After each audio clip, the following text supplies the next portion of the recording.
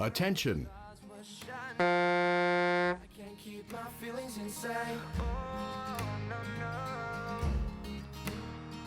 Cause baby, you make me feel so alive, so alive, so alive. Sõit on läinud käima ja siin nüüd esimesed 50 meetrit on läbitud, kes on seal eesotsas.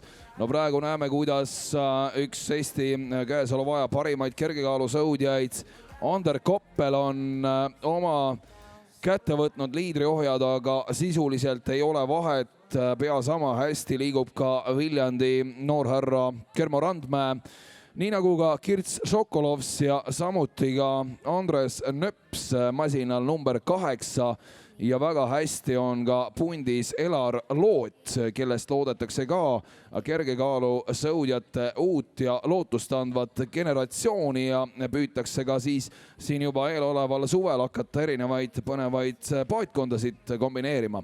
Aga siin on näha, kuidas Andrek Koppel võtab nüüd rohkem edu sisse ja eelkõige siis Randmäe vastu ning samuti ka Nöpsi, Šokolovi ning Loodi vastu ja läbitud on 400 meetrit seda sõitu.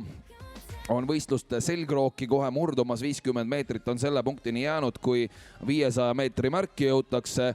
Aga Ander Koppel on tegemas ilusat sõitu, nii nagu ka Kermo Randmäe ja nüüd tundub küll, et Kermo Randmäe on oma positsiooni jõuliselt parandamas ja võtab kohe ka Koppeli külje alla ja sisuliselt mehed täiesti võrdselt siin liiguvad ja sellest tuleb ka kindlasti väga põneva finaalvaatusega sõit.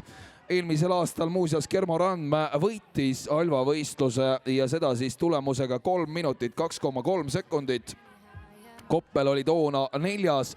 3.05,7, aga nüüd tundub, et Koppel on paremasse vormi aasta vanemana ennast suutnud viia ja Randmäe on seisuse kohaselt läinud seda sõitu juhtima, on masin number 5 vaieldamatult praegu tõusnud liidriks. Koppel on hetkel teine, 3.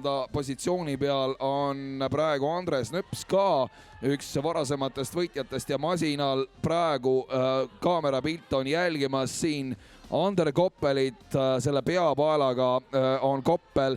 Kermo Randmäe peaks, jah, nüüd seal ta on rohelises Viljandi sõudeklubi kostüümis masinal number 5 ja on oma edu suutnud veel suurendada ja vaadake, siit tuleb alfa võit ja siit tuleb taas Kermo Randmäe kontole alfa võit, nii nagu ka eelmisel aastal 50 meetrit on jäänud minna ja kas tuleb nüüd parem aeg kui mullu, no need on nibin-nabin samad numbrid, aga kas nüüd suudab Randmäe ennast veel seal üksi lõpus liikudes motiveerida, aga tundub, et vast mitte. Ai, see tuleb siiski oluliselt parem aeg, sest et praegu 2.58,6 on Kermo Randmäe tulemus, teine on aga Andres Nöps 3.02,4 ja 3. Elar Loot.